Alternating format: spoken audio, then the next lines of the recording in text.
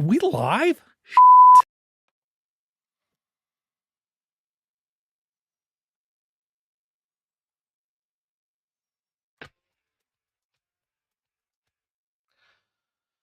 Well, hello, everybody, and welcome to another episode of Jim and Rob Overanalyze Movies. It's going to be a banger of a show tonight. Of course, this is the live video podcast for people who love to talk about movies as much as they love watching them. And yeah, we got a great show for you tonight. We're going to be looking at The Creator. But before we move forward, I think it's important to welcome, hopefully this time unmuted, first, my co-host with the most, Winnipeg's pierogi prince, Mr. Jim Cheboyko. Mami moo me mo. Me moo ma. How you doing, my friend? Good. Yeah, it's getting cooler. It's spooky movie time. It's sort of spooky movie and war movie overlapping. So it's sort of always a weird time of year. But anyway, doing well. How about you? Excellent. Doing very well, thank you. Of course, we got folks who've been patiently waiting in the chat. Yes. But why don't you let's bring on our special guest, a great friend of the channel, guy we haven't had on the channel for a long time. Not just a man, not just a myth, not just a legend, but the hammer from the Brockup side. No, the machete from the Brockup side, the Las Vegas machete, the Nevada machete, Mr. Cody Brockup. How you doing? I'm doing well. Glad to be here finally. It's been a while. It's great to see you here. Let me see if I can't give you a proper intro. It's Cody from the Brockup side. I don't know if that you actually even heard that effect. Oh well. Anyway, great to see you, Cody. Great to see you, Cody. Thank you so much for joining us. And thanks for, Jim, correct me if I'm wrong. I think this is the first time we've had 3 people on the show at the same time since I kind of changed how we technically did it, eh? Yeah, it's been a while. Yeah, you're right too. Yeah. Anyway, so Cody, thank you for your patience. We do have some folks in the chat who've been also very patient, including our another great friend of the channel, a guy who's been on the channel, and got to have him back soon. Mr. Dragon Movie Guy, DMG, is in the chatting house. Whoops, I'm trying to. Uh-oh. Nice. And of course, last but certainly not least, we've got Walt 65 from Walt's Flicks Picks. Great to see you here, my friend. Who's recently come out of hibernation with a new episode, I guess. Yes, he has, and hoping he'd be interested in coming on our show sometime in the semi-near future, talk about British films and British television in general. You could, I think, Jim, would you, and Cody, would you agree with me? British film and television, whether it's an action film or it definitely has its own character that would be worth just discussing as that, eh? Yes. Yeah, definitely. Yeah, definitely, for sure. All right, guys. Before we introduce the film, we talk about who's who in front of the screen and that, I wanted to get your guys' hot take, let's say, on a news story that came out Thursday, and this is from the Onion's AV Club, and the headlines there on the screen right now. Frasier director James Burrows, and he goes all the way back. He was one of the co-creators of Cheers, for crying out loud. Anyway, he's now come up with a reboot, a retooling of Frasier. And he has also said that there used to be 3 networks and 30 great comedy writers. Now we have 50 networks and 30 great comedy writers. Want to get your guys' hot takes on that. Jim, go first. Sure. I mean, I can see some of their points, and there's other people that have added their voices to what Mr. Burrows says. But you get this generational thing, commentary from time to time, whether it's blues musicians complaining about rap or what have you. It's just things change, and I think they sort of are lamenting the form of their art that's changed. But I don't know if that should be so much of a surprise. Yeah, they did it that I grew up on these kinds of sitcoms myself, right back from the age of 8 or so. And you're talking about the multi-channel or the multi-camera, the 3-camera. Right, yeah. To be specific, that stagey, almost theatrical, perhaps rooted in Proscenium vaudeville. Arch. Yeah, and I was making, Brooklyn references at the age of 10, not understanding, what I was talking about. But yeah. Is that a welcome back Cotter reference, Jim? Yeah, often. But the things change, and they go from something like stagey, like Will and Grace, which also Burroughs worked on, to something like My Name is Earl, which was one of those, I think those first initial ones that were filmed almost like a movie with a moving camera, not in front of a studio audience. So, there's benefits to both, and there's a place for both, and whether or not it'll survive is another thing. But these things are cyclical, and stuff changes. I mean, it's not a surprise. But in a way, I sort of wonder if it's sort of old man shouting at cloud kind of thing. But I don't know. What do you think, Cody? Yeah, I think. Yeah, Cody, what do you think? Well, I think I do see where he's coming from a little bit, especially when he's saying, "Oh, there are 500 networks now, and only so many of them have great writers." He also goes on to say something later on in that article about how anybody can just pick up their phone and make, a show or a movie or whatever. So works now, and the technology and everything has become more and more accessible. So more and more people can do it. So of course there is gonna be an ebb and flow to the quality of everything if anybody can pick it up and do it. Some do it way better than others. Which I think also kind of goes into the movie we're going to talk about tonight too a little bit, so that's appropriate.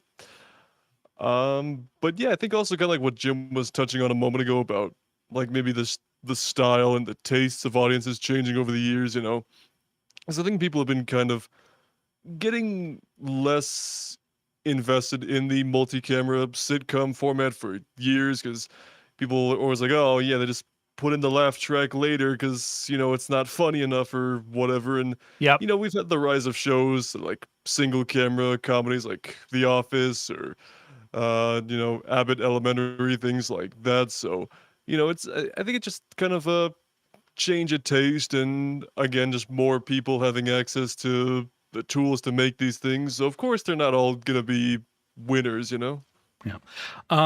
You know what, guys? Yeah, I think you guys both make a couple of great points there. I'm wondering, I got to admit, there's a part of me, actually a lot of me, is like, oh my goodness, cranky old man. Jim, you had mentioned earlier in the Digital Green Room how the NHL season is, just started. And that made me think there were people back when the NHL, like owners, back when the NHL expanded from 6 teams to 12, saying there are not enough players.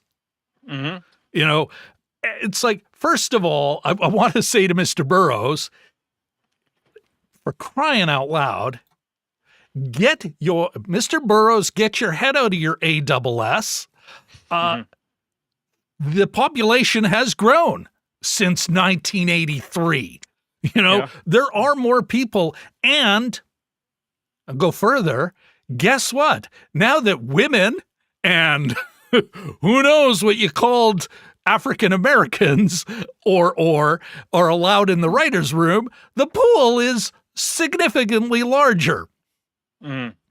The other thing is, guys, is I know we like to say 500 networks, but it really isn't. How much content do you see on, let's say, Peacock, where it's like, well, no, it's on NBC, and then it gets ported down there, and it's a lot of the same content just being resold all over Hell's Acre. We are seeing a consolidation, and that's just because there's only so much bandwidth the market has to consume the content. Yeah. So I do think, and you guys, I agree 100%. Styles have changed. We look for arcs across a season where I remember Malcolm in the Middle, which was one of the early single camera comedies.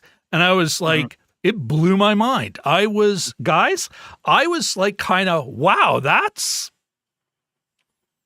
I'm gonna, time for an F sharp here.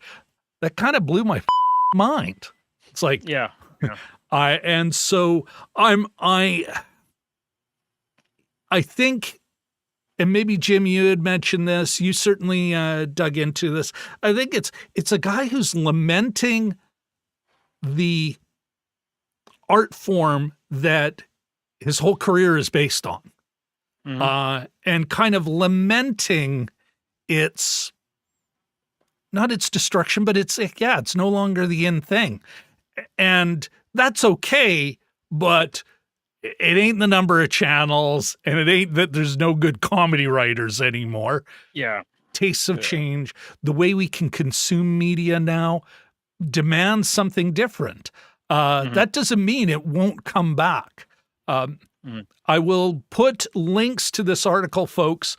I'll put links to this article down below. I'm also going to give you Michael Jamin. He's a show runner and a writer, comedy writer, sitcom comedy writer. Jim, I think I sent both you guys the link to his TikTok on it. I'll put a link to that, folks. I thought, guys, that it was a great, kind of, hey, we're aging out. The people who knew how to make these things, we were trained on it. But I love how he said, it was a great moment where he says, listen, I was trained on Just Shoot Me. I always kind of think this is the right way to make sitcoms because that's the way I was trained.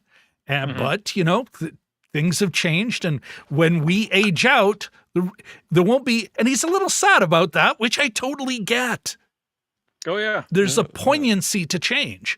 But I don't know, we'll rediscover something kind of like it. There's writers now that are like, or maybe they'll come up in 10 years where they'll go, we really need to try what they used to do back in the day. Because I think people are ready for it now, and it'll be the thing. Everyone will go, wow, this is amazing. And, studio executives and all their unique creative insights will go, that's all we make now. Make that big hit. Anyway. Yeah. A couple little points before we move. Oh, and folks in the chat, please chat. A lot of the comedy that please they talk chime about, in on that. Sorry, Jim, go ahead. A lot of people that a lot of the comedy that they talk about, the type of comedy, has that theatrical base. And it's funny, if you go to the theater these days, you don't see a lot of young folks. And so you can make an argument like that theater setup where they, for sitcoms, where they are all arrayed on a stage and they have 10-minute conversations before the first commercial break. Maybe things have outgrown that form. Like people expect different things from the form. The other thing I would also add is that you don't have great like your Newharts or your those type of classic play like sitcoms anymore. But what you do have is some. If you've watched someone somewhere or somebody somewhere, that sort of gentle comedy set out in Kansas. If you've watched Reservation Dogs, which I always call Reservoir Dogs still, but that's a fantastic show. Every episode has its own energy. They take changes and things like that, and it's not all white dudes from New York writing them, right? It's the doors have been open for others They're as all well. not I'm not saying that. Yale's and Harvard Lampoon folks Yeah. going, well, we had that one woman once, didn't we? People I met at the Vineyard over dinner, you don't. And I'm not saying what Burroughs said was sort of racist or anything like that. And but, I'm not saying that either. No. But there was a pool there of writers, and they kind of came from about the same place, and they don't anymore. And the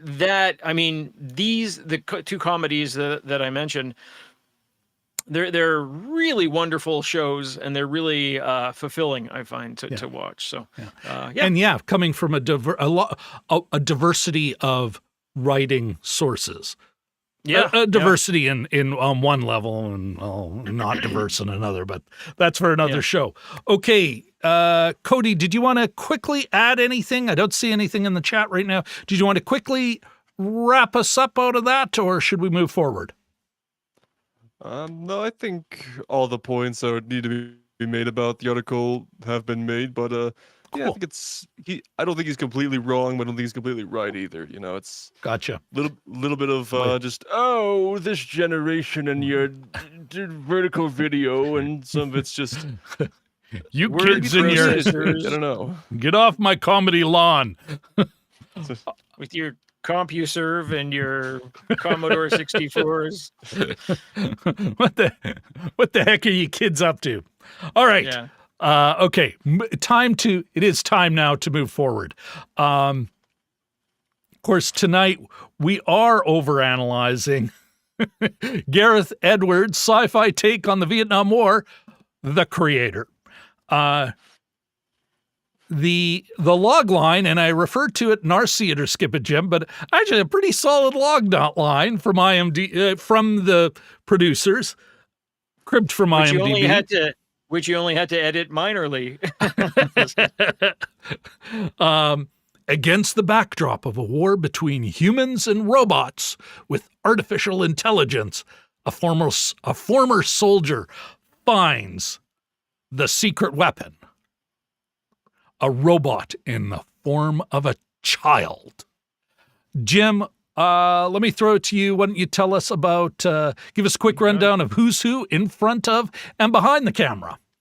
I will. So we got Gareth Edwards, who's in the driver's seat here, directed by, screenplay by him and Chris Weitz, story by Gareth Edwards, produced by, starring John David Washington. We also have Gemma Chan, Ken Watanabe. This is the most I've liked him in anything in a long time. Oh, really? Wow. Not that he's bad, but I really thought. Okay, you're reviewing. Continue with the list. Sturgill Simpson, country singer Sturgill Simpson, Allison Janney, and the young gal, and I had it here, is Madeline Una Voiles, who was pretty damn great. So that's the core of the cast there. Oh, very cool. All right. Hans Zimmer did the music as well. Worth noting. Oh, thanks. Thank you very much, Jim, for that. Whoopsie. Thanks very much for Jim for that. Gentlemen, Cody, actually, I'm going to throw it to you. We've already done our See It or Skip It, and I'll put a link somewhere up here.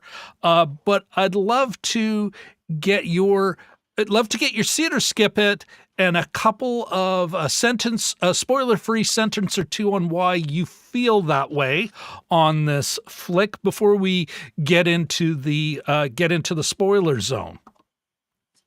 Yeah. Short answer: you should definitely go see it.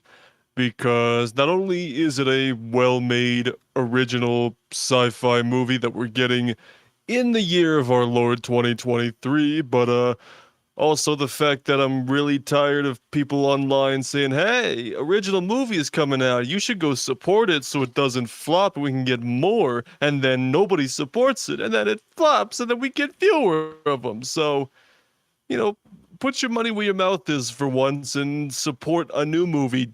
Damn it. Well, thanks very much for that, cranky old man.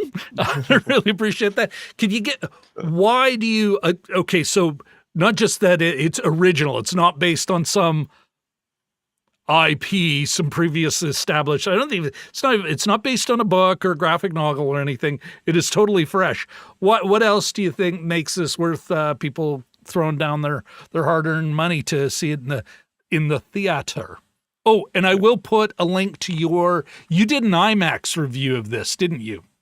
Mm-hmm. Yeah, Yes, I'll I put a did. link to that in the description. Yeah. Well, I guess if I get into Spoiler actual free. specifics for a quick moment, yes. Yeah. I think not only is it an interesting story that's, set with, influences from, the late 70s post-Vietnam War vibes to it there, which is a nice classic sci-fi throwback of sorts. But I also just really love the craft of this movie as well. Just the way it was made for only $80 million, shot on a very accessible camera that you and I can go purchase right now, and it still looks as incredible as any other movie out there. I think it's just one of those movies that you can look at it and say this was made with care and passion, and those are the best kind of movies out there. Well said, sir. Well said. Jim and I did not feel as strongly about it, but we gave it a soft see it. And we'll get into the specifics of that in a second here. Yeah, I think it is. Let me refer to my show notes. Oh yeah, no, it's time for the spoiler zone. Let's pull that up. The spoiler zone, everybody. No. All right. Yeah, we are in the spoiler zone. And my first question to you guys is, what were your expectations when you're walking into the theater? Like, what kind of movie did you think you were going to see? And what do you think you actually saw? Yeah, who wants to take that one? I could start. If that's okay, Cody. I don't wanna Yeah. step on our guest's toes, but the being a new original movie, I was sort of I'm not super familiar with Mr. Edwards' movies previously. I've been meaning to watch, I think it's Monster was his sort of first big one. I've been meaning to watch that for a while now, and I just Rogue haven't One? gotten around to it. Yeah, he did Rogue One, famously. And so I was expecting something different, maybe something a little fresher. I always hope that something's going to be like District 9, which even watching it at home for the first time, I was blown away by. And so what I ended up, what we did see was something that was visually amazing. Even looking back, and I've been sort of rewatching the trailer and just sort of combing the internet for Twitter and that sort of thing for images, but it's a damn fine looking movie. The story, once again, has some holes that we'll talk about, or some character issues. But coming away, this is one I could easily see again. Maybe not so soon, but it's. And I think I described it to you as one of those chunky science fiction movies that you would have loved to have seen as a teenager. Like, it has all those, nifty weapons and kind of neat ideas and interesting characters and that kind of thing. So that's I came away liking it, wishing it was a bit smarter, but yeah, just loving the look as well. Jim, I was well, actually, Cody, I'll throw that question to you first. Okay. What were your expectations? So I guess so. Coming into the movie, I thought, okay, this is Gareth Edwards directing a brand new movie. It's not attached to an existing IP like Godzilla or Rogue One, which I really enjoyed what he did with both of those movies. So I was really looking forward to see what he would do with another sci-fi movie of his own design. And just from what we got from the trailers, I was expecting something with a great sense of scale and scope with, these, with the landscapes, the architecture, the spaceships, but also something with story elements that maybe we've, seen before, like a warrior, soldier kind of guy protecting somebody who's the last hope for humanity, or somebody that a lot of people are out to kill, a la Terminator, or even recent things like The Last of Us. So I was expecting something that's kind of a blend of the familiar with enough new to keep it exciting, and just hopefully a great IMAX experience, because that's where my mind goes to with a lot That's of new your jam. releases anymore. So yeah, exactly. So, and I think coming out of it, I got pretty much everything on my wish list there. It definitely ended up being more familiar than I was anticipating, as far as story elements, different aesthetic changes and things like that. But yeah, I think everything else, the scope, the scale, the big screen experience, definitely all those boxes were checked for me. No, that's a great. I'm so glad I asked the question, guys. One of the things I agree with a lot of what you guys are saying, but I'm also wondering about, I really did. I thought it was going to be an exploration of AI and robots.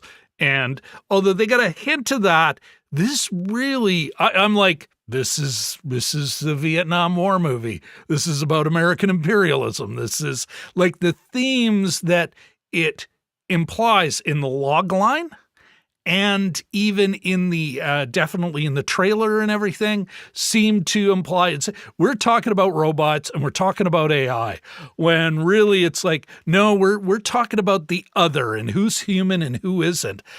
And given what is happening in the world right now, literally days ago, where what's going on in Gaza and the occupied territories, and it's even, I think, more on point, but almost unintentionally. And that was kind of where I was going with that. But for you guys, is that like did you just roll with it, or were you at any time, did you even stumble on a theme thing here? Whoever wants to answer, jump in. Yeah, I can start off. I think, yeah, it's a metaphor or an allegory, I think is the word I was looking for.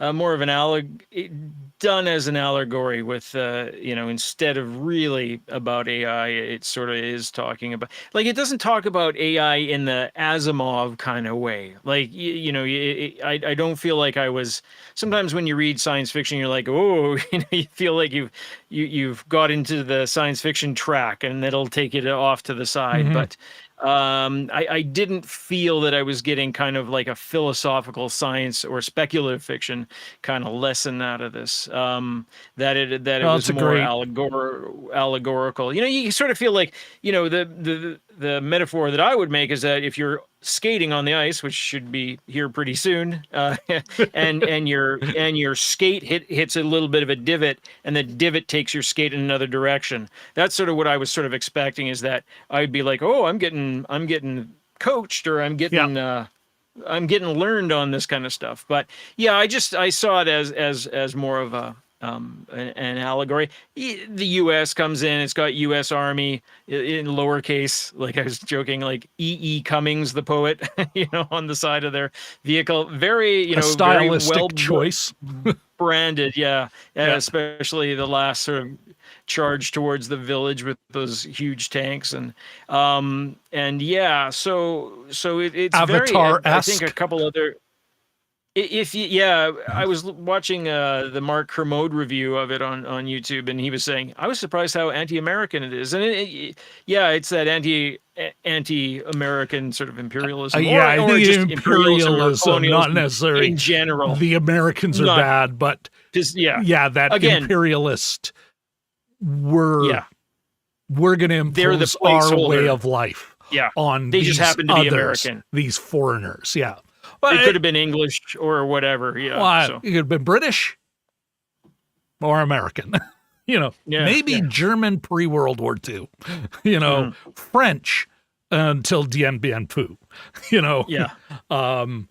Yeah. Let's say Western imperialism. Yes, yeah, that's better. Yeah. Fully aware that we've got an American guest. Well, but I think it's important to make that distinction, but we're not talking about Americans are the bad guys, that it's a particular style of imperialism that we have seen since the Industrial Revolution, that was certainly, let's say, part of the European, let's just call it what it is, the of Africa, what happened in the Americas. The Europeans kind of showed North Americans the way, or Can-Am the way. And since then, the Americans said, you know what, we can take this to another level. But that doesn't mean that Cody, DMG, actually 2/3 of our viewing audience is somehow evil incarnate because of that. Powerful people make these choices, and none of them are watching Jim and Rob over movies. Well, if they did, we're in trouble. Well, so then they should listen more about what I ramble on about unions.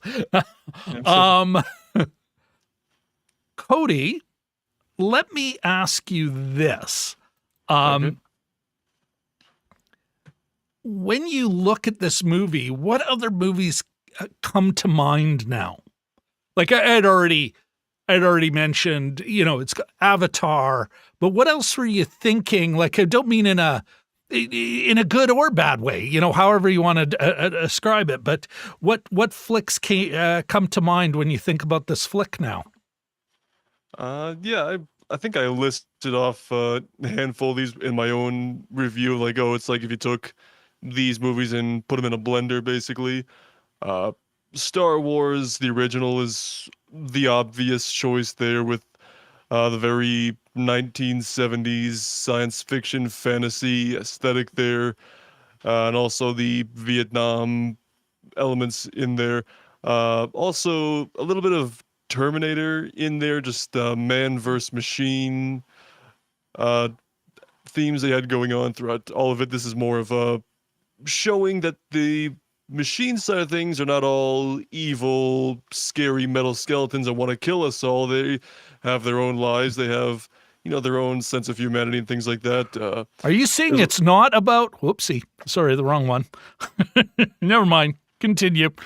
Okay. Then aesthetically, like with the one night city thing, a little bit of Blade Runner in there for good measure. And something as recent as The Last of Us, both the video game and the HBO show. Yeah, that's basically what similar idea. You got the main character who lost a child and ends up being responsible for this new, very important child that could make or break the future of humanity, basically. And he goes and decides to protect her at all costs. So I think that's a big one. So I think if you took just all of those things, put them together, that's what you get with this movie, and that's what I think of immediately. You had mentioned in your when you were talking about when you were talking about how it kind of brings something new to the table. What is some of the big things? Like I've avoided your review in part because I'm like, no, I'm going to get it from the source. And I can't watch another review until I've seen the movie myself and I've let it roll around in my melon. So this is stuff you might have already covered. And so don't give it at all to us, but and again, we'll put a link. Anyway, I can't even remember the question I was asking now. You said you might have mentioned it in other things. Something about the new elements. Oh, new it ideas. brings to the table, I think. Yeah. Yeah. So, like I mentioned a few minutes ago, there was a lot more familiarity to the movie than I was expecting, with taking so many bits and pieces from other science fiction stories and things like that. But I think the big thing that stood out to me as far as something new is the way it's treating the concept of AI and the whole man versus machine thing going on, because AI is a very hot button topic right now, with the way people are using it for everything from generating school essays to replicating people's voices for AI covers of songs and things like that. A lot of people are very much on the extreme end of, oh, AI is bad, we need to never use it. Stealing people's voices. It's fucking theft. Sorry, I should have censored that. It's fucking Exactly. So not that this voiceover, not that the guy, you beeped out the word theft. Not that the guy who's trying to make a living is got any opinion on that. Sorry, Cody, back to you. Yeah. No, this is, of course, the time where I'll ask all of you to like, subscribe, and ring that bell for more of my... I found it. Anyway, back to you, Cody. Yeah. So, no, you're absolutely in the right there. Using AI that way is just straight up theft, taking away jobs from people. However, that's only a tiny bit of it. That's like, I try to think of it this way, like AI should be more of a tool, not the whole machine. You know what I mean? Like using AI to fill in a couple of gaps on like a VFX project, like sky replacements, whatever, make things couple clicks of a button rather than, several hours worth. There's more nuance that can be given to the discussion of AI. So it's okay. So going back to what this was about the movie, saying that AI is not all evil. It's not all this horrible thing that needs to be stopped at all costs. It's like, yes, there is that extreme end where it can be very, very bad.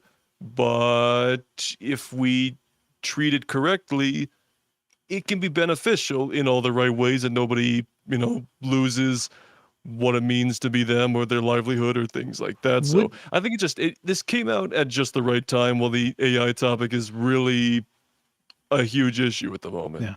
Would you, it certainly seems, if we just go on the text, I think, would you guys agree that, if Gareth Edwards has an opinion that comes out in this film, is that AI, at least in the world he's imagined, is fine.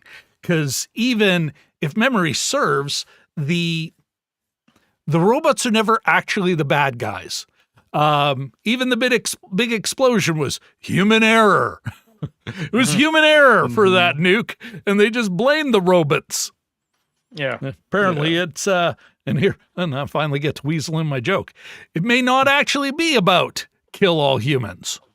Mm-hmm. Speaking of which, I'm really quite proud of that thumbnail. It was good. Yeah, very nice. Thank you very much for the movie. Was actually in the movie, though. Give me the. Well, then, let me ask you about this. Like, I still don't think this is really about AI. As much as there's like deeper, there's something deeper. These folks, in a way, were convenient. Convenient is maybe too pejorative. I don't mean it quite that disparagingly, but I'll stick with it for now. Convenient stand-ins for really talking about the other. That those people and the way they live and what they're about is not the way we live. And therefore we don't even have to change the way, we got to eradicate them. Unless we're making them into large tin cans to blow shit up, Yes. Yeah. What, Jim, what do you think? What do you think when you think of what Garrett Edwards is hoping we take away? What do you think he's hoping we take away? Well, that's a terrible circular question, but to you, Jim. Yeah, well, I think, in terms of it, it's not deep into the AI thing, but as long as they're on the screen, he definitely shows and it's tricky. You sort of have to work your own mind around it, because a lot of these people that get attacked by, our side, look like humans, and it's only until they turn their head and you see the wheelie thing, and which look a lot like headphones actually. But anyway, that you're sort of aware, like, oh yeah, that's right. These guys are, it's not just a villager running away from a marauding army, but these are robots. These are the enemy. So, you sort of have to, that's a neat trick. You sort of have to wrap your mind around that. Very simply, he shows them in community, and he shows that they get bored and they get uncomfortable and they have to sleep in a crappy cabin and they have to do this and that. And I think there's one robot and he's sort of entertaining himself. Is he watching like a strip show or something? There's some like little thing on a table, set up on the table. It's almost like it's out of Futurama, and it's like a hologram of a couple girl robots, I want to say. Grinding. I can't remember now. I think they were grinding. Yeah. And so they're human, they're just like us. They're people just like us. To quote Us Magazine, celebrities, they're just like us. So I think there's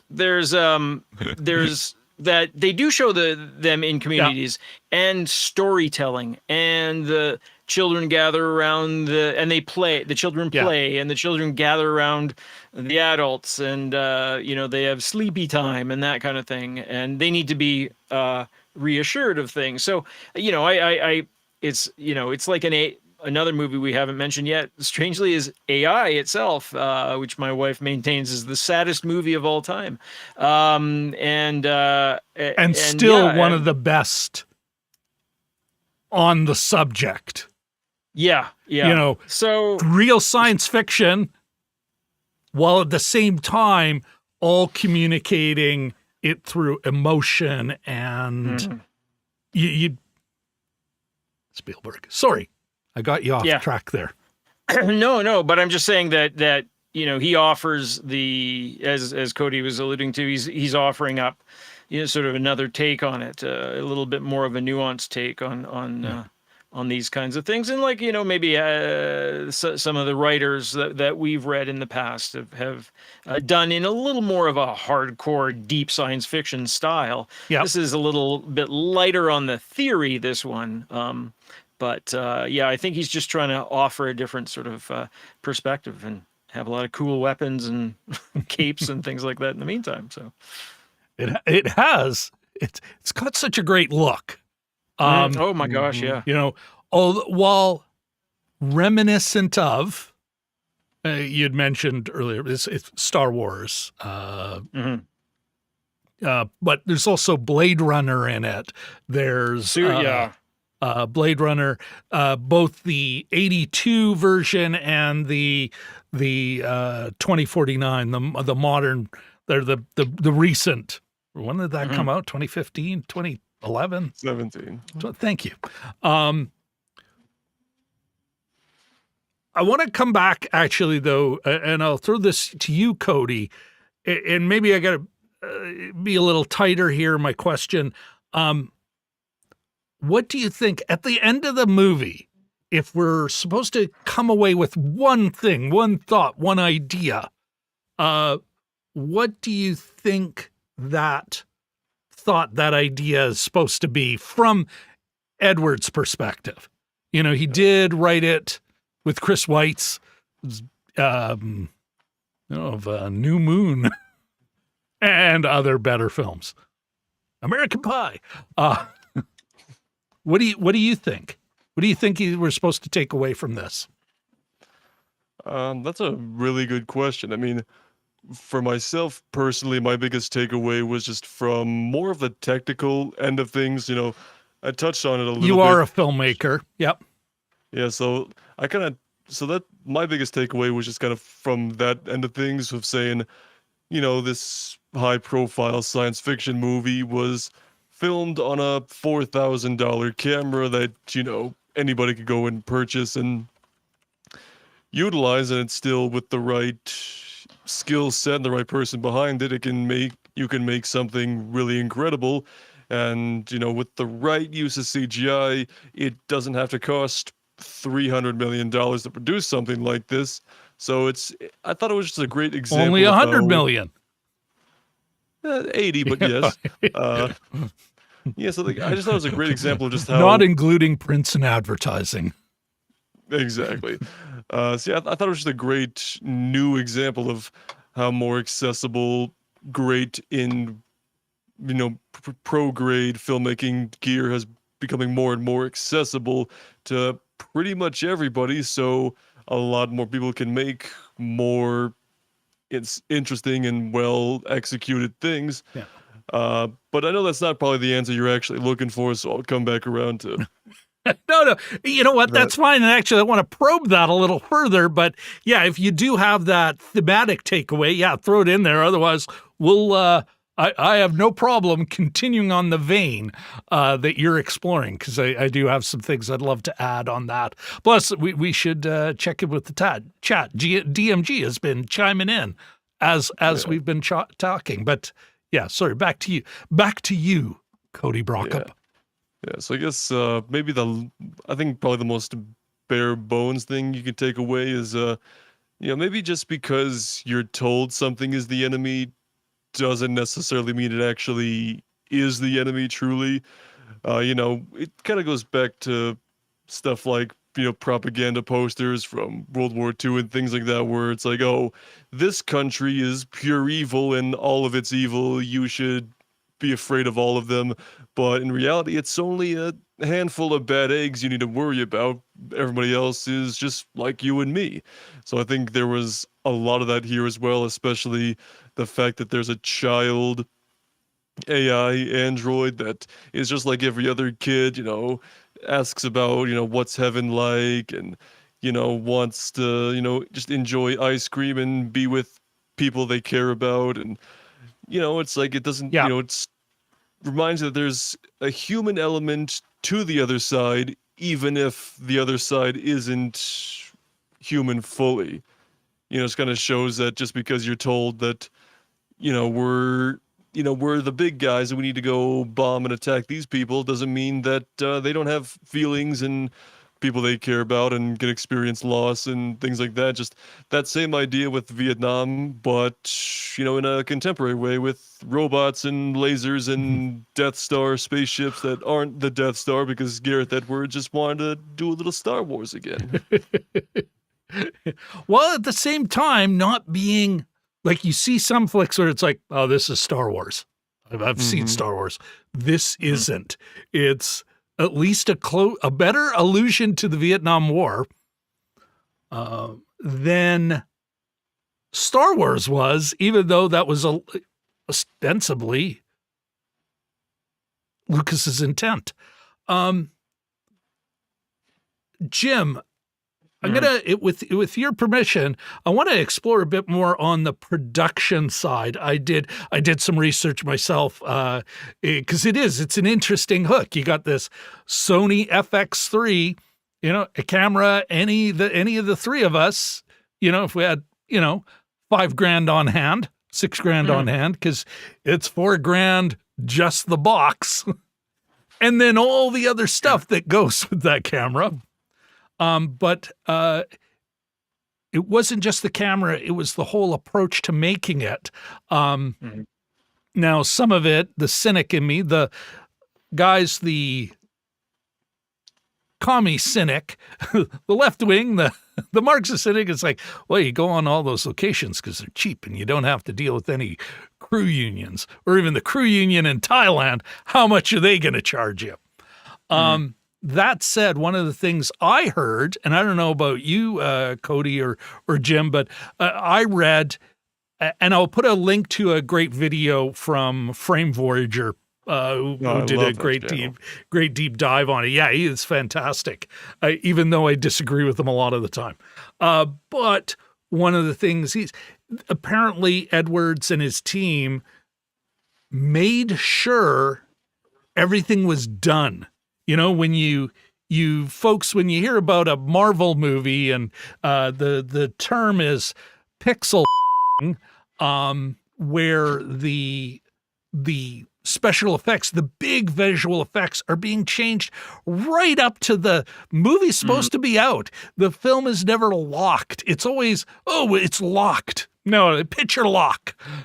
And then it's like, oh, no, we're still changing stuff. We've come up with a new idea, or we're in the edit suite and we had thoughts and there was notes. And that is just death to good special effects, creative special effects, and money. So you get the worst of all worlds. You know, they say, guys, that you can have a good, fast, cheap pick too. At times, and I think this is DMG mentions it in the comments where he was impressed with the CGI, the visual effects, and he hates visual effects. DMG? What? Right? But here in this flick, because everything's locked, that gives those other creators down the line time to do something special, even though, you know, and not waste a bunch of money. Because you look at some of these other big, heavy visual effects flicks, and it's like, wow, you spent a ton. It was all a big rush. And you still didn't get good. You obviously didn't spend enough. Cody, is my take on this production right on this? Of course, Mr. Edwards does have a big, deep history of visual effects before he was a director, but yeah, I remember reading specifically about, you know, making sure everything was locked into place, so there wasn't that MCU change everything every 5 minutes and make the VFX artists want to jump out a window kind of thing. But it doesn't surprise me though, because of just how well executed everything is. But also, it's not VFX heavy, this movie, compared to some other movies we get nowadays, where it's like everything you see is clearly, you know, CGI sky, spaceships crashing into each other, blowing up. You know, there's of course those elements of, you know, robots running over a bridge, blowing it up, some warfare on the ground and things like that. But it's not like what we're kind of used to nowadays, with everything in the environment going kaboom and everything like that. So it's scaled down more, so you actually can soak in the action and the visuals without it feeling synthetic and overwhelming. So I think that's definitely where the strength of the movie comes in visually, is that it looks like it was all done in camera, even though it obviously wasn't completely in camera. And the use of even just real world locations, so you still get that, you know, those great landscapes you can't get anywhere else, and you know, the way that natural lighting and everything. And yeah, I think it's just, like I said, it's just one of those movies where you can look at it and go, wow, a lot of thought was put into what we're putting in front of this lens, and I think it shows with every frame. You know, I that makes me think, guys, you know, and I'll throw this over to you, Jim, but I all of a sudden I'm thinking world building without making it obvious that they're world building. Yeah. I was, you know, about half an hour into it, I thought, are they going to actually achieve some sort of Blade Runner-y kind of quality here, and by that I mean the initial movie, where you're just sort of like, boom, you're there and you don't question it, and it's all fascinating, and they get quite a bit of the way there. Yep. But yeah, like Cody said, the land, they use landscape to great effect, especially with that light scanner, that the Nomad Death Starry kind of thing. It sort of looks like some of those creatures from some of those robots from the black hole, if you recall the Yes. red ones. But yeah. So a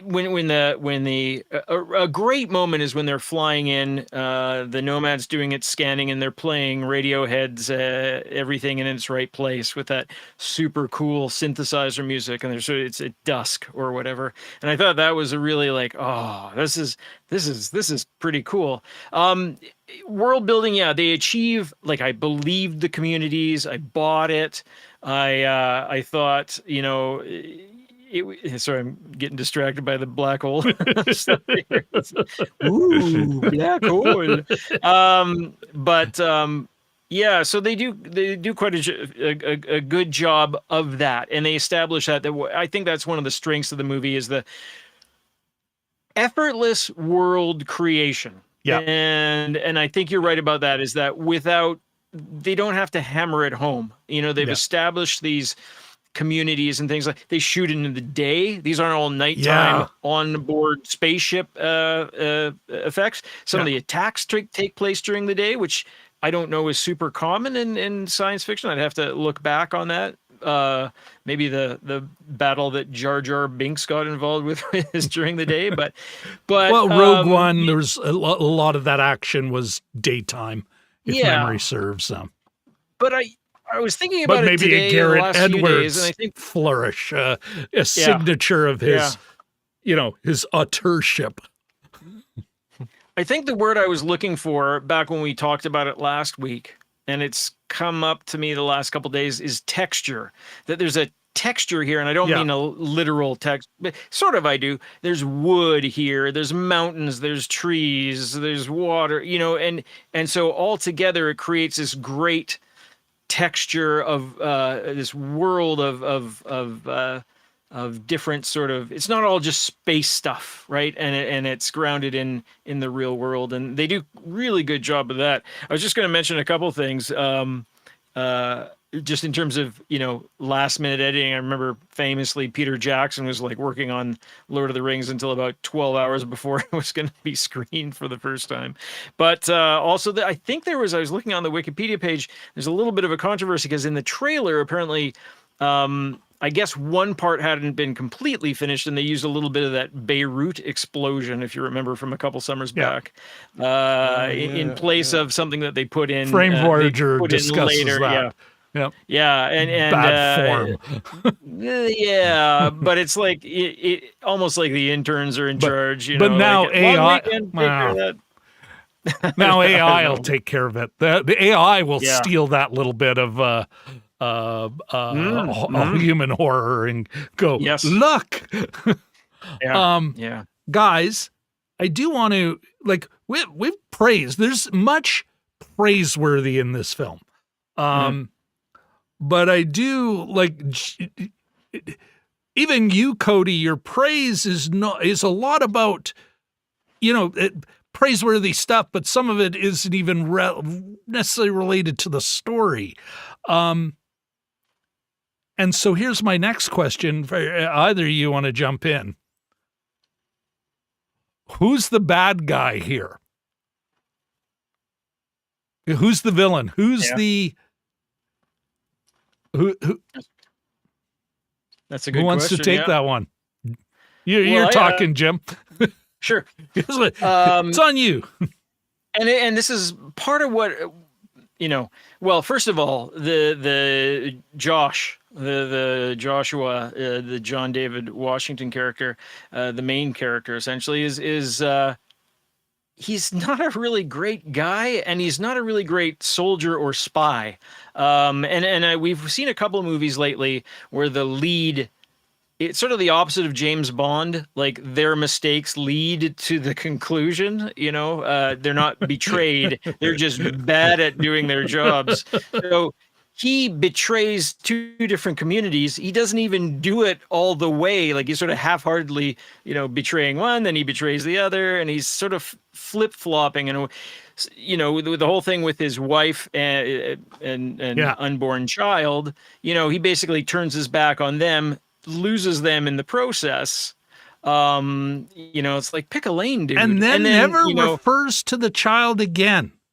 Like never he sees he sees that his wife may actually be alive. I saw her.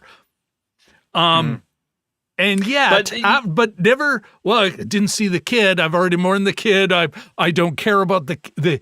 She was pregnant. If she's alive, you'd think that would be a thing that he might bring up.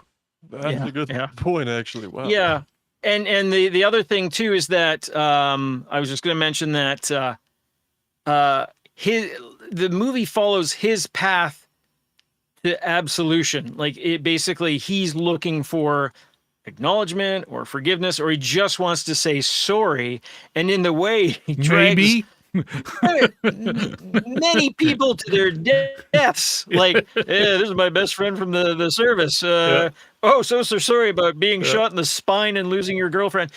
You know, so like everything he touches, in essence, turns to shit. Sorry, beep that out later. We'll cover it in post. But he's here, Jim. Say it again. He's not. Everything he touches turns to shit, and he's good one. Moving on. That Sorry. was good timing.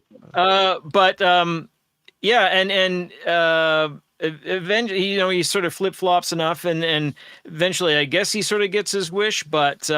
He's not very good at it. So and it's a very selfish sort of journey that he's on. I think, and that was sort of my problem with the movie. He also doesn't show a lot of guilt. He shows remorse and sadness, but not a lot of guilt, right? Yeah. And so you know, Allison Janney plays Howl, and she's kind of formidable, but she's got a mission, and not saying she's a sympathetic character, but she's got motivation too. At no time do you actually feel like if she's the bad guy, and I'm not saying that this can't be done. Star Wars did it to great effect. Who's the bad guy in Star Wars? Darth Vader, right? Darth Vader doesn't know who Luke Skywalker is. Even at the end, he's like, "Oh, the Force is strong in this one. That's it." He never meets him, never faces off with them. But you do have surrogates. Yes. Here, though, Allison Janney is chasing after him, but you never really feel like,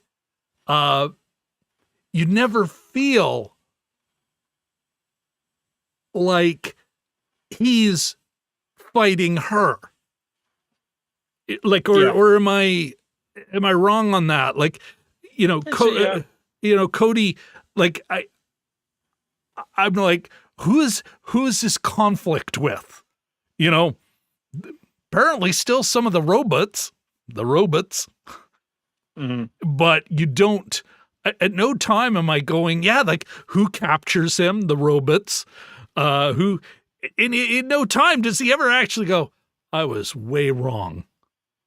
Like he has no moment of realization. At best, it seems like he has a moment of, oh, I guess you are kind of like my kid. Anyway, I'm going to take you up to the scary spaceship because you're still just an appliance to me. I keep thinking the Futurama episode, Fear of a Bot Planet, where Bender is like, it's full of robots, they're people. And it's like, what? And he's, Fry is, so it's empty. It's like, no, it's full of robots. It's like, well, it's like a warehouse is full of boxes. You know, what do you think, Cody, like on that? Like when you think about the story?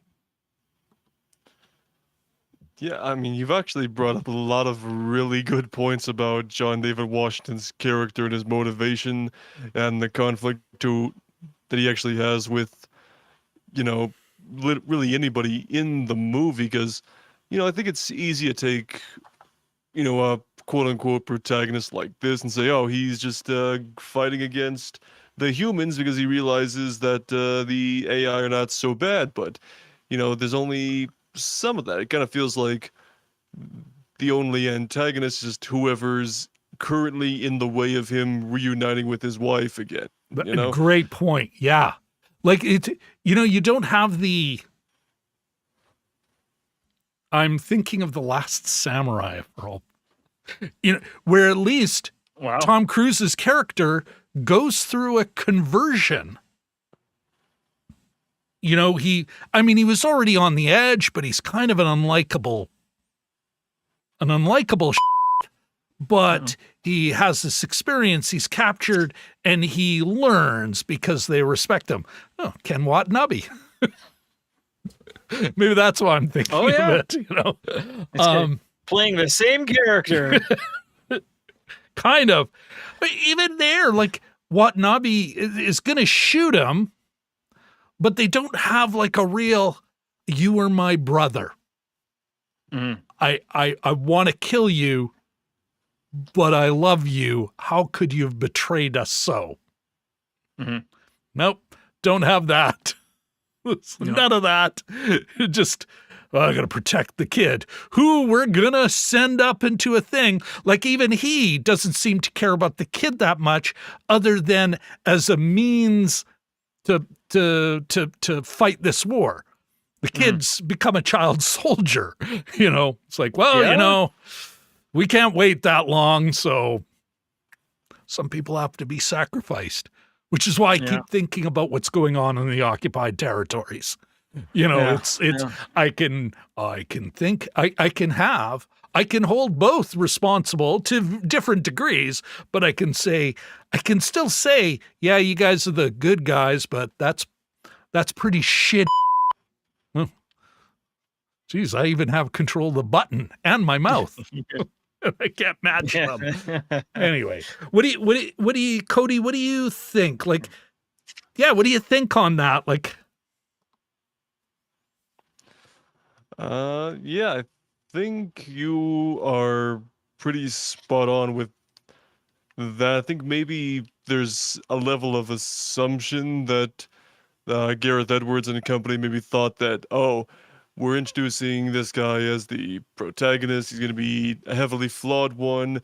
But you've seen this kind of story before of, man protecting child, betraying his own kind, for lack of a Yeah. better term, to help the other side. So I think maybe they took some of that for granted, saying, oh, it's fine. They'll just latch on to it because they've Yeah. seen it before. So they'll fill in the gaps themselves. yeah, And I'll admit, I think I did a bit of that myself too. But yeah, I think the really interesting point you brought up, though, was the fact that there didn't really seem to be a whole lot of grieving towards the loss of his future kid, when his wife supposedly blew up in the beginning or she died, however that went down. yeah, And then, so it's not like going back to The Last of Us for a moment where at the beginning of the show and in the game, you see Joel with his daughter, Sarah, kind of Yeah. get to see their dynamic, their chemistry, and being thrown in the middle of the conflict. Then he loses his daughter and then cuts to X amount of years later when Ellie comes around, where this is him almost reluctantly becoming a father figure again and actually caring about Ellie like she's, his own daughter and everything like that. So Yeah. there's really not and enough that of in there. internal conflict there, Yeah, that's because even then, as he's like, no, I've closed myself off. Yeah, I don't feel that with this guy. Mhm. That's a great point. That's a great comparison, Cody. Yeah, there's a Bart Simpson line that I constantly these days return to, whether it's watching or reading politicians on Twitter is when Bart says, "I can't help but feel partially responsible," and it covers so many situations, and where it's obviously, you know, he's the one who's completely responsible, but he's like, maybe I'll take an iota of blame here, and it sort of strikes me that this is an occasion to bring it up as well. But yeah, it's a great line. Let me ask you guys this now. For all this, and there are, like, I mean, we're deep. We've been live for a while now. That said, before we get even into final thoughts, I do want to ask you this.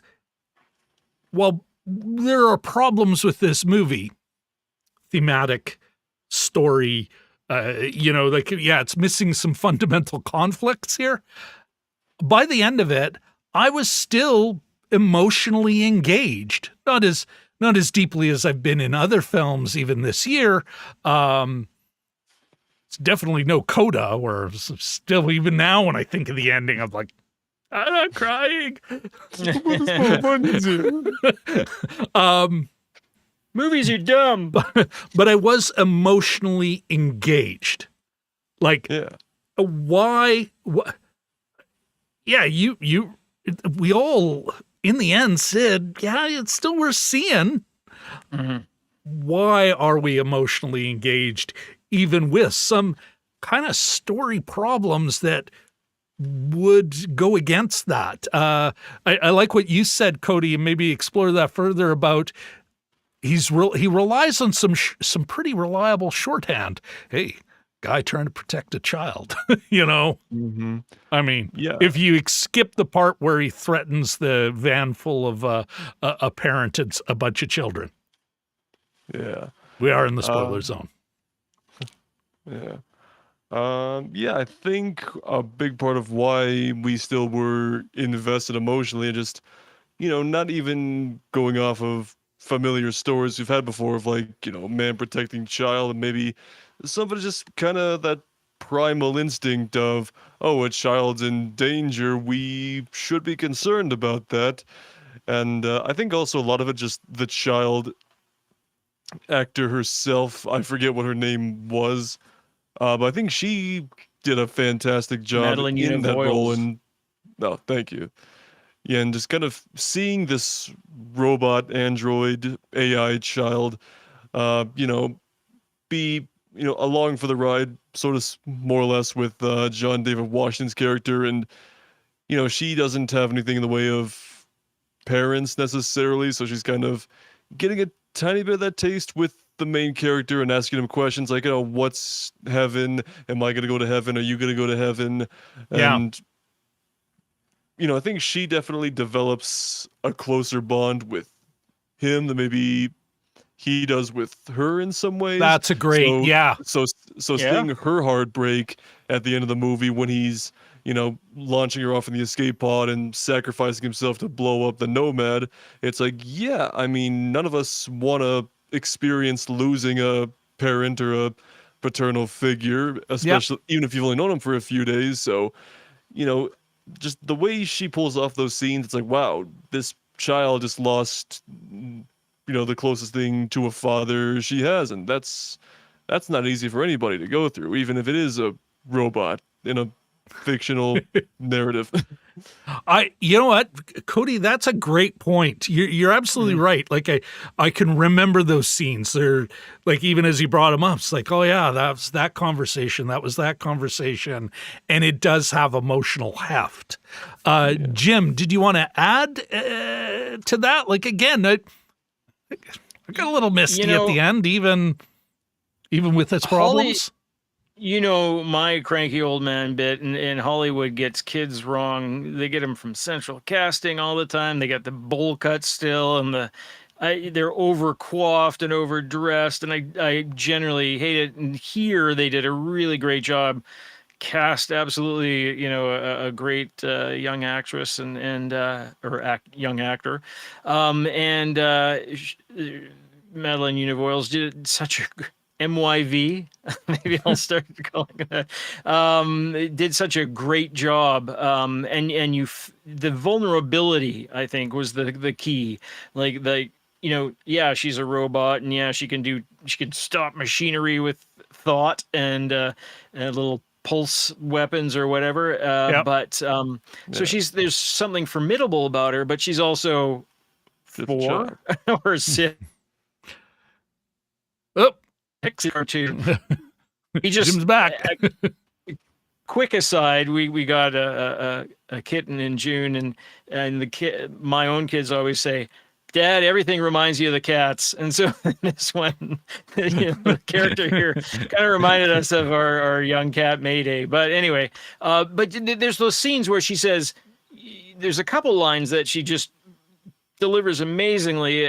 One about being, you're not good and I'm not real, or the Revolving some around of the that going to scenes- heaven. Yeah. Yeah. And some of the scenes at the end are heartbreaking, and I think, and I don't think we're getting our emotional cues from John David Washington. I think we're getting them from her. So I'd say she was sort of the MVP of this movie. That's great, you guys. Do you? And I'm thinking about those scenes and thinking about the questions. At no time did they feel, precocious. No. It's, are you going to heaven? Am I, and not cute either. You can imagine a child. I was at a friend's earlier. Their oldest, of course, she's a young woman now, married with a baby, a 2-month-old of her own. So of course you start thinking about it. And I remember I was looking after her for a day. She was maybe 2.5, 3. I don't know. She was walking, and how she could just ask a question and repeat it, monotone. No, you're not answering me, or no weird debate, but just kept asking, like a kid can do. Cody, you're a teacher, did the child strike you? Like, was it the child actor's strength? Because I don't think Washington sunk. You didn't feel that he was being insincere. I don't think he sunk. He could have sunk those scenes. Yeah. Yeah. No, absolutely. I think he definitely, like there were a lot of people that didn't buy John David Washington in the role for whatever reasons they may have had, which I didn't really agree with. But yeah, I think as far as, his relationship and the way he interacts with her character was definitely just the strong suit of the movie, the strongest element besides the visuals and everything like that.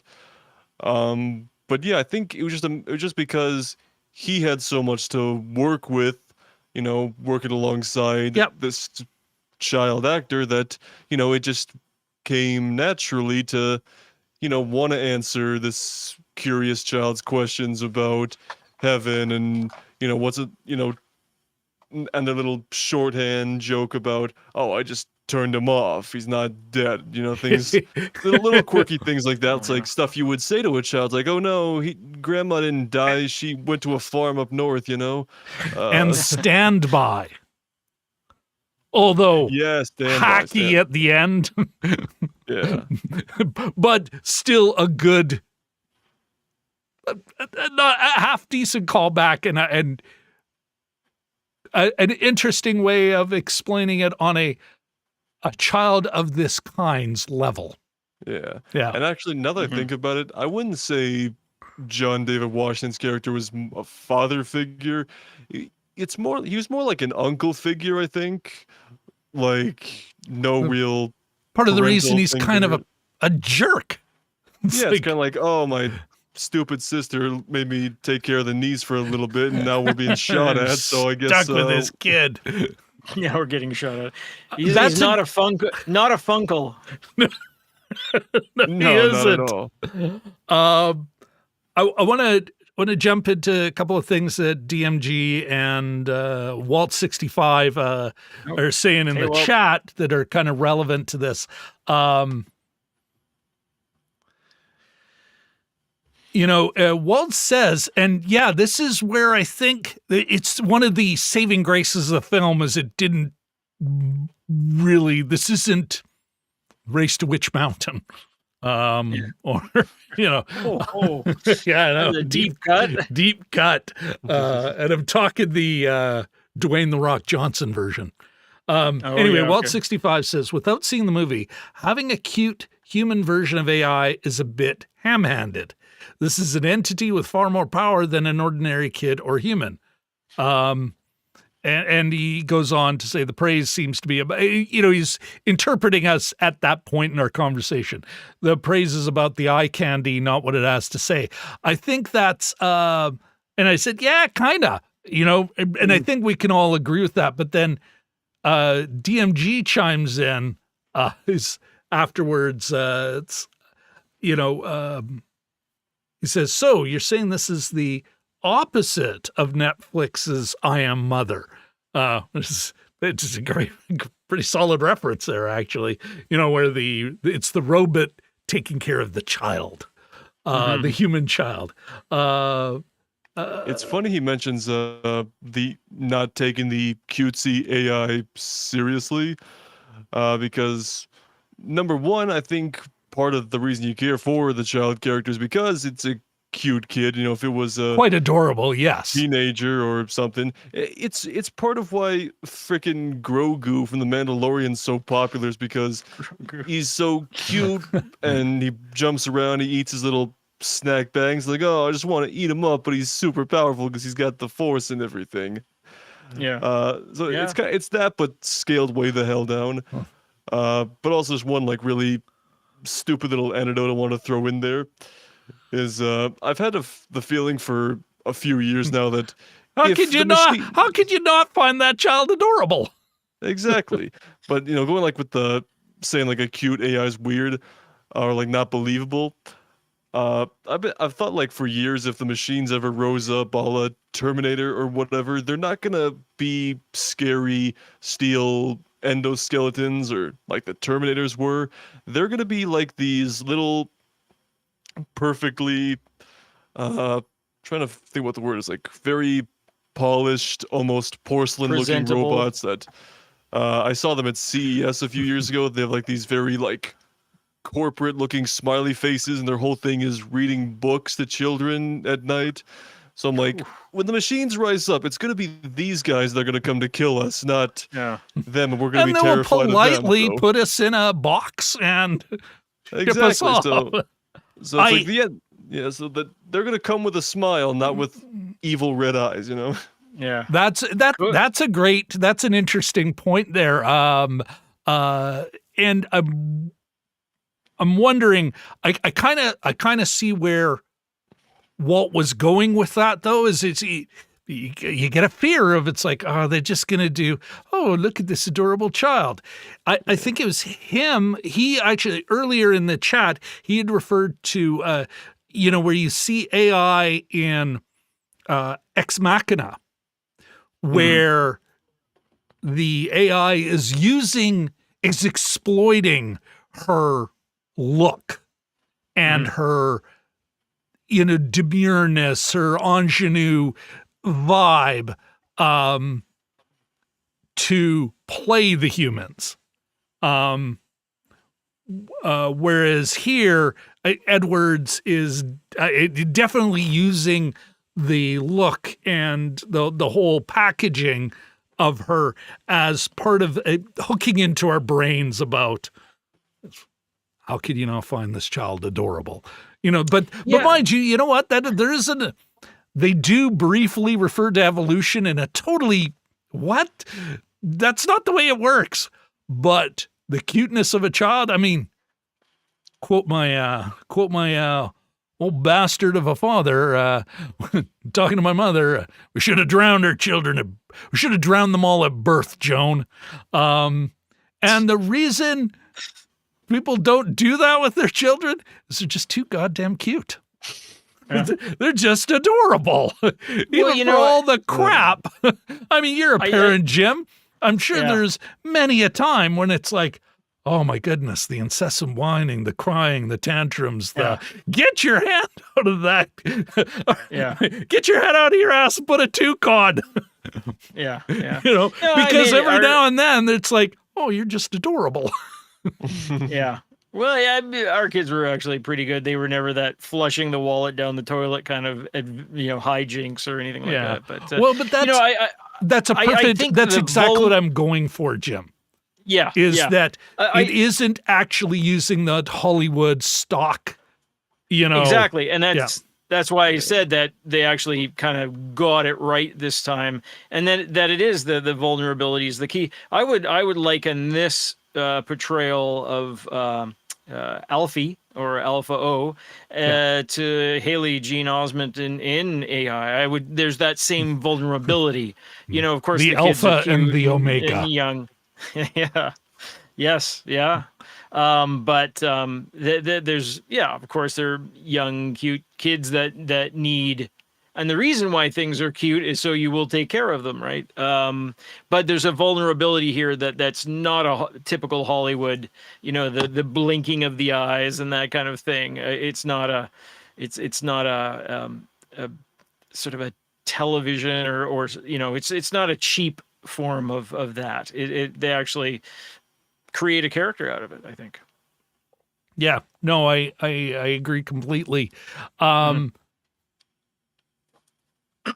Guys, But the worry would be there, So well, and that I think that's why at the end of it, it's still kind of like you still feel something in here. yeah, Exactly. It's not the strongest movie, and I don't know about you, Cody. Like Jim and I both felt that as great as the production values are, because of the weaknesses in the story, I'm not sure it would be as good a positive an experience at home. When you're in a nice new theater, Edwards played in the production design, in the cinematography, in our auditory, the soundscape, whether it be through Zimmer's soundtrack, but really, which is just servicing the sound design. Everything's like I'm watching a movie, like a theatrical. I'm having a theatrical experience, but Jim and I felt like it's like I don't know what, or I felt I shouldn't. I'm putting words in Jim's mouth here, but I felt that I'm not sure this when it comes out on Disney or wherever the hell it's going to end up. I'm not sure I'd be going, watching it again because I'm killing a couple hours on a Sunday afternoon. That I would go, damn. But I don't know. What do you think? Like, are you looking forward to seeing this on streaming?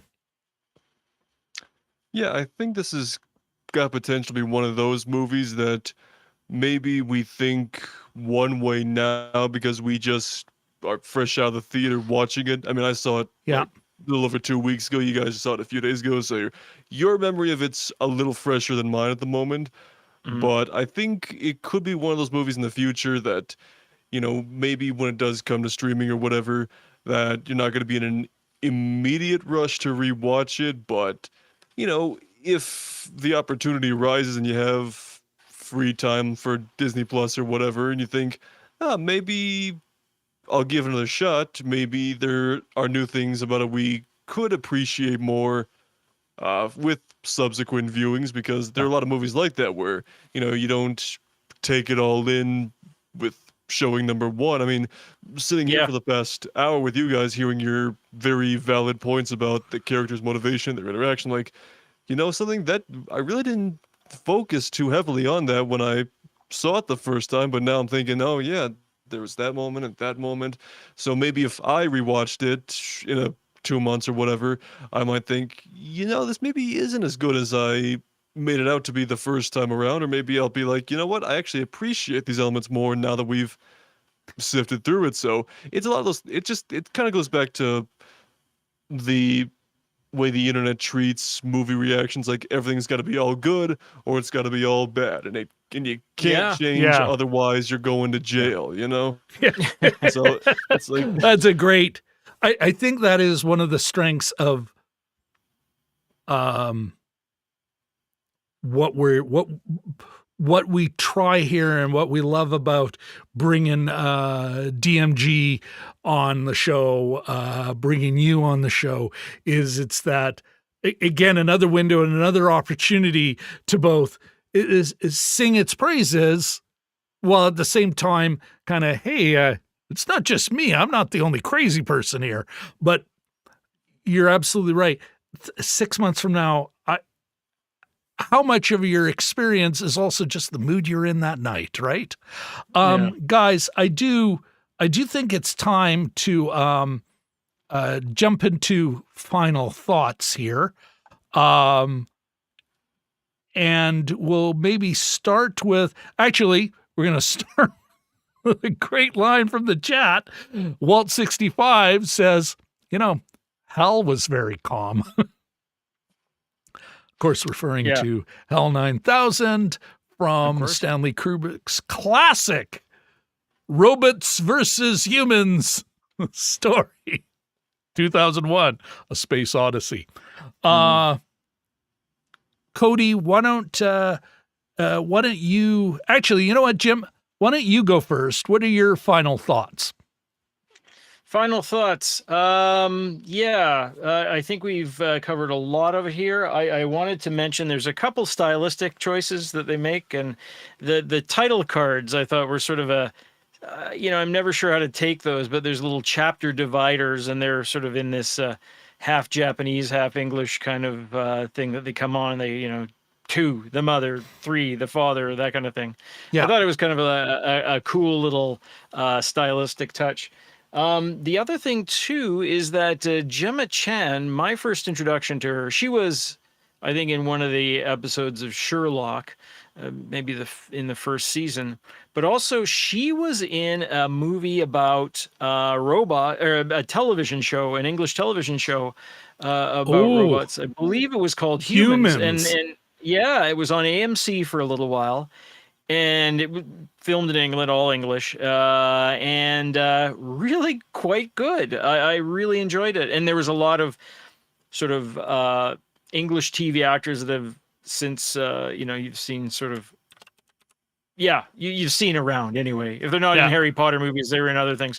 But it was a great cast, interesting show, and it went in a lot of different interesting directions too. So that might be something, if this interests you, that might be something that would interest you as well. For myself, well, first of all, I'm going to respond to a comment in the chat. DMG says to me, directed at me, so you're saying 6 months from now, the creator will be just as good as Free Guy, which I refer to both positively and pejoratively as a perfectly fine film. No, my opinion on Free Guy has not changed. That's rock solid. It's a perfectly fine film. This one, I can imagine some change, in part because of some of the stuff Cody brought up. Also, our conversation, I think I will need to revisit it just to kind of go, okay, was I, how do I feel about this film now? And also even to test my own understanding of, hey, was it the theatrical experience? Did it really help it get it over the finish line? Or was there enough that it was still going to get over the finish line? I feel the same way, or maybe I appreciate it more. Maybe I look for or I find other things. So I'm kind of looking forward to that. Something we didn't, not the flow of our show, of course, guys, but I do want to say, I really, if I have a big, I don't know if I'd call it, guys, a beef, but I got to admit there was a couple of interesting opportunities. And I want to say the guy who originally sent him on the mission, who went, Drew. thank you, Drew, he went native and even had a robot girlfriend, like in a presented to us as a loving relationship. And how callously the filmmaker, the Garrett and et al. Said, well, they've served their purpose, now we'll kill them. And not even for motivation for anyone. It's not even like the girlfriend just dies. And also in a cruel way, exploited in a cruel way, because the hacking thing, which we didn't really discuss, was another interesting idea that I don't felt was explored as much as it could have been. But really to introduce these characters who are strong enough that you're like, well, I want more of this. Tell me more, and to discard them so, like, okay, this character has now gotten us shoe leather. It's gotten us from point A to point B. Now you got to die because we don't need you anymore. And not from like a cruel thing that another character did, but just no, the filmmaker's going, yeah, I don't need you anymore. Bye-bye. And it's like, I'm still kind of pissed about that because I'm like, I wanted more of that. Yeah. But otherwise, I think that's my contribution to this. But I wanted to save the best for last, especially as you're your company, you're our guest. Cody, why don't you wrap this up for us? What are your final thoughts on The Creator? Well, my points still stand about the visual appeal of the movie and it being a very familiar amalgamation of classic sci-fi tropes and storylines and plots we've seen before. But I think the way it was overall done was executed in a very nice fashion. But the point you made a minute ago about, the theatrical experience impacting, my thoughts on it versus watching it at home, I think will be a very interesting thing to compare with a future watch at home. Because, like for me personally with my channel, I've been hardwired to think about the theatrical experience itself in terms of my thoughts on the movie, because I got to talk about, it was an IMAX screen, so it filled up this much of it. Did that benefit? Did that help anything? Was it used properly? So, like, a lot of that was like, yeah, I mean, I liked how the IMAX was used for this release because of all of that, but watching it at home won't be the exact same thing, but it could still be fine because, 4K TV, 82 inches, all that. bring the lighting down. Like, if everyone just pulled their lighting down and put the phone away, they would like their movies more. And clocks too. Get the clock out of there. Yeah. So yeah, like maybe my thoughts will change on it in the future, especially after this conversation. But at the moment, I still think it's a well-made movie that if you haven't seen it yet, I think it's definitely worth giving it a chance. If you like it, fantastic. If you don't, all power to you. Go see Saw X instead. Wait. This is... You know what? This is the Seinfeld. I understand I'm taking a chance with fresh fruit. It's the same thing with the movie. Walt, you know what? Actually, we're going to give the last word to Walt 65. So one last thing. We live in a society where people strive and care about being tolerant about all kinds of differences. It sounds like this is something the filmmaker was building on. And it looks like he was going to say more, but we're running out of time here, folks. All right. What you got oh, wait, there he goes. But getting back to Ex Machina or 2001 and others, a powerful AI is still a powerful AI. It is still must be looked at with some caution and critically. Walt, you're absolutely right. But I really do think that AI wasn't what he was interested in. I think it was more an exploration of the other and to illustrate difference, not so much. I just don't think that was Garrett's jam here. That said, you're absolutely right. And I think there's other films that have explored it. One I recently, guys, rewatched was not Megan, but what the heck is it? It's with for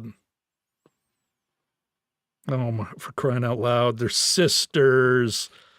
Mara, not Rooney Mara, but her sister. Okay. They're genetic. Kate Mara, thank you. Kate Mara. I want to say Reagan, something like that. They're not robots, but it's kind of exploring some of the same ideas of human versus human-like. There are some other great movies, and I don't think he was really thinking about it that way. But who knows? Here, let me read Garrett Edwards' mind. Walt. Cody, what do you got coming up? Well, we got some exciting movies coming out in the next couple of weeks or so. Next week we got Killers of the Flower Moon, Martin Scorsese's latest. That's getting an IMAX release. Of course, there will be an IMAX review for that. The week after that, we got the Five Nights at Freddy's movie coming out, which does not have an IMAX, but I'm still looking forward to that movie regardless. Maybe a couple little physical media unboxings here and there, but otherwise just business as usual for me. Jim, Cody, this has been a great conversation, and let's a shout out, more than a shout out. Let's give a big shout out. I get that working again. To our wonderful chat, especially Walt65 from Walt's Flickspicks and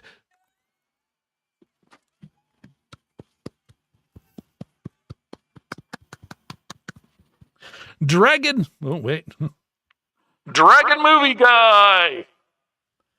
And everybody, I want to encourage you all. Of course, you can see in the description, I got links to Cody's his Twitter, his Instagram, and of course his YouTube channel down in the description below. I'll make sure there's a link to his IMAX review of this flick, so you can see his fulsome take on it, uncontaminated by Jim. These middle-aged white guys from Canada. Mean Canadian uncles. Yeah, although he's a far more successful YouTuber than Jim and I are. Yes. You know what? Go subscribe to him if you haven't already. Follow him on all the social medias, and same with DMG, and same with Walt Flickspicks. Thank you both very much. Thank you very much, Cody. And I'm just, you know what? I'm just waving bye-bye now. Goodbye, everybody. Go Jets, go.